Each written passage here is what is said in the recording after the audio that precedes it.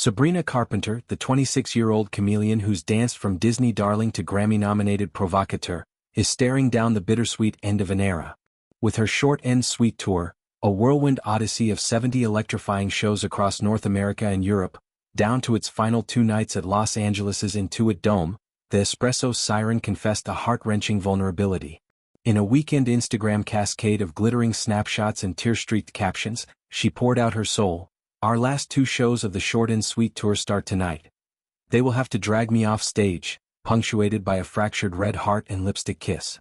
It's a raw admission from an artist who spent the past year weaponizing wit and whimsy, turning arenas into confessionals where fans scream her secrets back at her. The tour, her first as a bona fide headliner, launched on September 23, 2024, in Columbus, Ohio, amid the fever pitch of her self-titled album's release.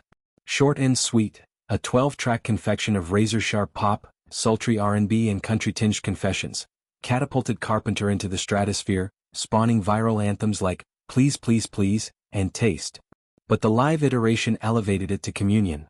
Elaborate sets with heart-shaped cages, LED cherries raining confetti, and Carpenter in micro-mini plumage, strutting like a vixen reclaiming her narrative.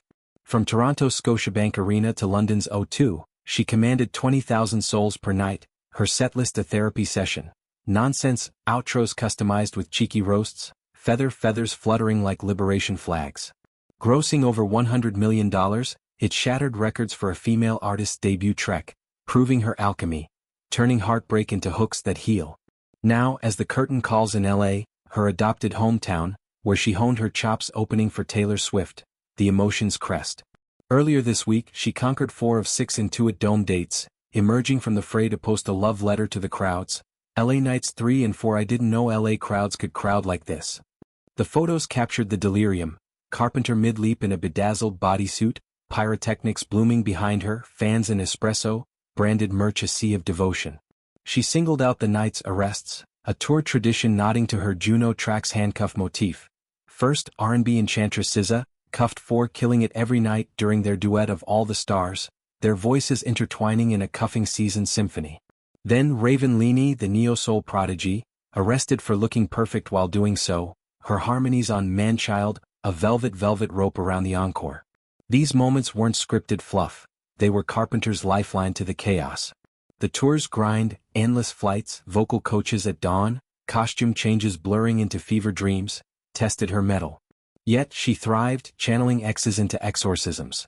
The slim shady barbs at Barry Keoghan, the taste kiss-offs to lingering ghosts. Offstage, she bonded with openers like Amari and Caroline Polachek, turning buses into brainstorming salons for future collabs.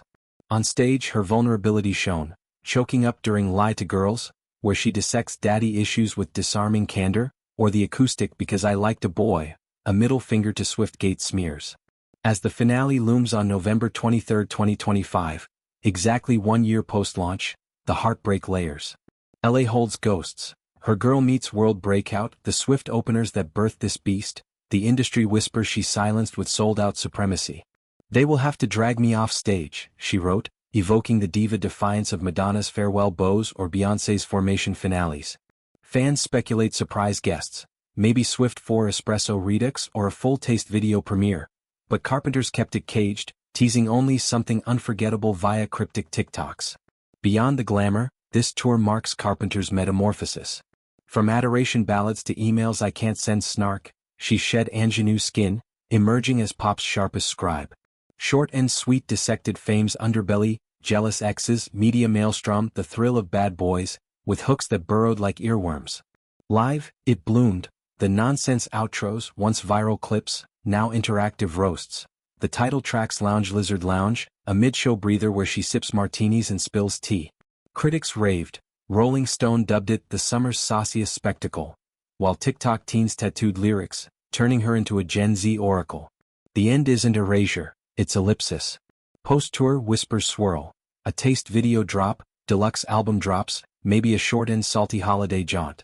But for now, as she preps for LA's last hurrah, rehearsals in a dome echoing with empty cheers, Carpenter grapples with the void. Heartbroken, she admits, but in that ache lies her genius, transforming ache into art. When the lights dim on November 23, it'll be more than a close. It'll be a coronation, crowning the girl who sweetened the sour and left us craving more. Drag her off if you must, but Sabrina Carpenter's just warming up. Pop's pint-sized powerhouse, forever short, never sweetless.